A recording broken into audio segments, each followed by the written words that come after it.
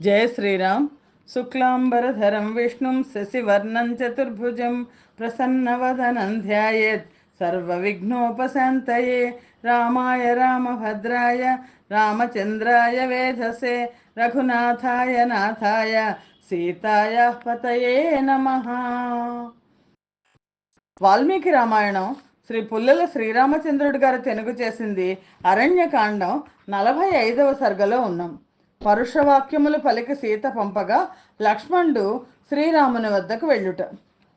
వనము నుండి వినవచ్చుతున్న తన భర్త స్వరము వంటి ఆ దీనస్వరమును గుర్తించి సీత లక్ష్మణునితో వెళ్ళి శ్రీరామునికి ఏమైనదో తెలుసుకొనుము అని పలికెను. చాలా దుఃఖముతో బిగ్గరగా అరుచుతున్న శ్రీరాముని అరుపు విని నా హృదయము కానీ ప్రాణములు కానీ నిల్చోటలేదు. అరణ్యములో అరుచుతున్న నీ సోదరుని రక్షించుము. ఎద్దు సింహములకు వశమైపోయినట్లు నీ సోదరుడు రాక్షసులకు వశుడైపోయి నీ రక్షణ కోరుతున్నాడు.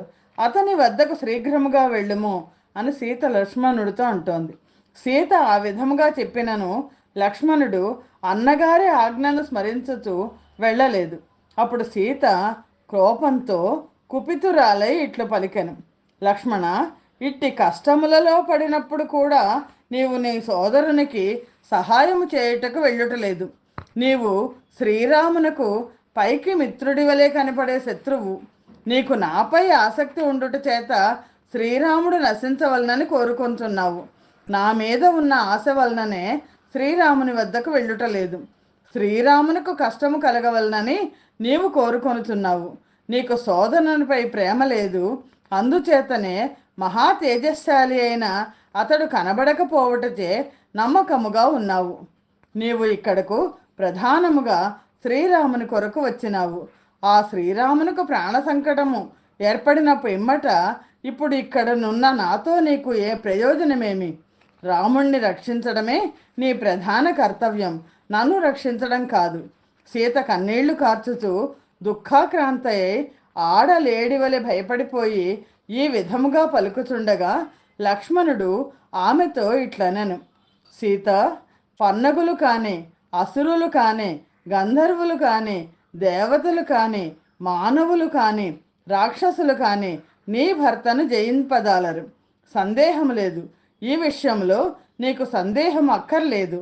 దేవేంద్రునితో సమానుడైన శ్రీరాముని ఎదిరించి యుద్ధము చేయగలవారు దేవతలలో కానీ, మనుష్యులలో కానీ, గంధర్వులలో కానీ, పక్షులలో కానీ, రాక్షసులలో కానీ, పిశాచాలలో కానీ, కిన్నెరలలో కానీ, మృగాలలో కానీ, భయంకరమైన దానవుల్లో కానీ ఎవ్వరూ ఉండరు. శ్రీరాముణ్ణి యుద్ధములో ఎవ్వరూ సంహరించదాలరు. నీవు ఈ విధముగా మాటలాడట తగదు. శ్రీరాముడు లేనప్పుడు నిన్ను ఈ వనములో ఒంటరిగా విడుచుట నాకు ఇష్టము కాదు. బలవంతుల సైన్యములన్నీ వచ్చిన దేవేంద్రునితోనూ దేవతలతోనూ కలిసి 3 లోకములు దండెత్తి వచ్చిన శ్రీరాముని బలమును ఎదుర్కొనదాలరు. నీ మనస్సునకు ఊరట కలుగ్గాక. ఈ దుఃఖమును విడుము. నీ భర్త ఆ మృగమును చంపి శీఘ్రముగా రాగలడు. ఇంతకు అది నిజముగా శ్రీరాముని స్వరము కాదు. అది ఎవరో మాయ చేత అరిచిన అరుపు. అది ఆ మారీచుడు చేసిన మాయ. ఇంద్రజాలికుడు చూపించే నగరము లేని నగరం ఉన్నట్లు కనిపింపచేయటం వంటిది. రాముడు రక్షించమని చెప్పి నిన్ను నా దగ్గర ఉంచినాడు. అందుచేత నీవు న్యాసముగా కాపాడి యజమానికి అప్పగించవలసిన దానివిగా ఉన్నావు. అట్టి నిన్ను ఒంటరిగా విడుచుటకు నేను ఇష్టపడను. కరుణ్ణి జనస్థానములో రాక్షసులను చంపుట చేత ఇచ్చటి రాక్షసులందరూ మనతో వైరము పూని ఉన్నారు. ఈ మహావనములో హింసావృత్తితో విహరించే రాక్షసులు అనేక విధములైన అరపులతో మాటలు పలుకుచుందురు. వీటిని నమ్మి నీవు విచారించకూడదు. సీత లక్ష్మణుని మాటలు విని చాలా కోపించి ఎర్రని నేత్రములు కలదై సత్యము పలికిన ఆ లక్ష్మణునితో పరుషముగా మాట్లాడాను. నీవు క్రూరుడవు, కులము చెడబుట్టిన వాడవు, చేయకూడని పని చేయుటకు ప్రారంభించుతున్నావు. శ్రీరామునకు పెద్ద కష్టము రావాలననే నీవు కోరుకొంచున్నావని నా అభిప్రాయము. ఇప్పుడు రామునకు ఆపద సంభవించింది అన్న విషయము చూచుటచే నీవిట్లు మాట్లాడుతున్నావు. రహస్యంగా ప్రవర్తించే నీ వంటి క్రూరులైన శత్రువులు ఇట్టి పాపానికి ఒడికట్టుచున్నారనగా దీనిలో ఆశ్చర్యమేమీ లేదు. సీతమ్మ వారు ఎంతటి మాటలంటోందో లక్ష్మణుణ్ణి. అంత దుర్మార్గంగా అసలు ఎలా అనగలిగిందో తెలియదు. నీవు దుష్టబుద్ధివి. నీ మనస్సులోని భావము పైకి ఏమీ తెలియనీయకుండా ప్రవర్తించుతున్నావు. నీవు నిమిత్తమై కానీ భరతుని ప్రేరణచే కానీ అరణ్యంలో ఒంటరిగా ఉన్న శ్రీరాముణ్ణి అనుసరించి వచ్చుతున్నావు. ఇది నీ పన్నాగమైనను భరతుని పన్నాగమైనను సిద్ధించదు. పద్మపత్రముల వంటి నేత్రములు, నల్ల కలువ వంటి శ్యామవర్ణము గల శ్రీరాముణ్ణి భర్తగా ఆశ్రయించిన నేను ఇతరులను ఎట్లు కోరుదును? నీ ఎదుటనే నేను ప్రాణములు విడిచెదను.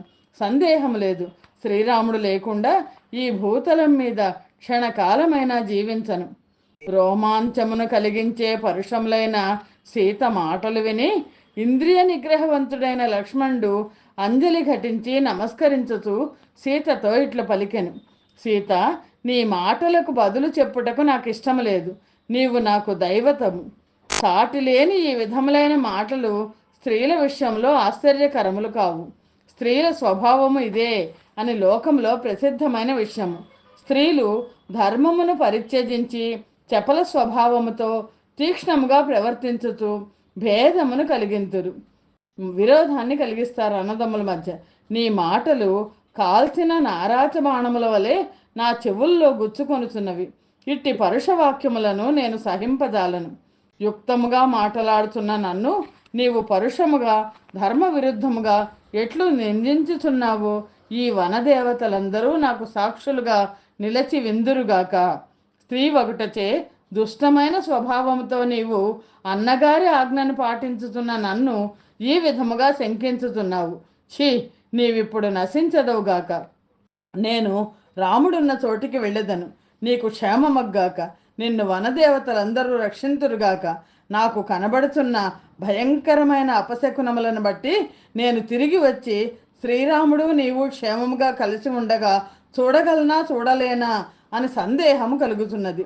లక్ష్మణుడు ఈ విధముగా పలుకగా ఈ మాటలు విని సీత ఏడ్చుచు కన్నీళ్లతో నిండినదై మరింత పరుషముగా మాట్లాడాను. లక్ష్మణ, రాముడు లేనిచో నేను గోదావరిలో పడిదెను, లేదా ఉరి పోసుకొనిదెను, లేదా ఎత్తు నుండి దుమికి దేహము విడిచెదను, తీక్ష్ణమైన విషమును తాగెదను, అగ్నిలో పడిదెను. అంతేకాని శ్రీరాముని కంటే అన్యుడైన పురుషుణ్ణి పాదముతో కూడా స్పృశించను. దుఃఖాక్రాంతురాలైన ఆ సీత లక్ష్మణుణ్ణి ఈ విధముగా దూషించి దుఃఖము చేత చేతులతో ఉదరము బాదుకొనుచూ ఏడ్చెను. విశాల నేత్రైన ఆ సీత చాలా దుఃఖించుతూ ఏడ్చుచుండగా చూచి లక్ష్మణుడు దుఃఖించుతూ ఓదార్చెను. కానీ సీత తన భర్తకు సోదరుడైన లక్ష్మణునకు ఏమీ బదులు చెప్పలేదు. పిమ్మట బుద్ధిమంతుడైన లక్ష్మణుడు సీతకు అభివాదము చేసి అంజలి ఘటించి కొంచెము ఎదురుగా వెళ్ళి నమస్కరించి మాటి మాటికి వెనుకకు తిరిగి సీతనే చూచుతూ శ్రీరాముని దగ్గరకు వెళ్ళెను. శ్రీమద్ రామాయణం నందలి అరణ్యకాండలోని 45వ సర్గము సమాప్తము. స్వస్తి ప్రజాభ్య పరిపాలయంతాం న్యాయేన మార్గేణ మహిం మహిషా.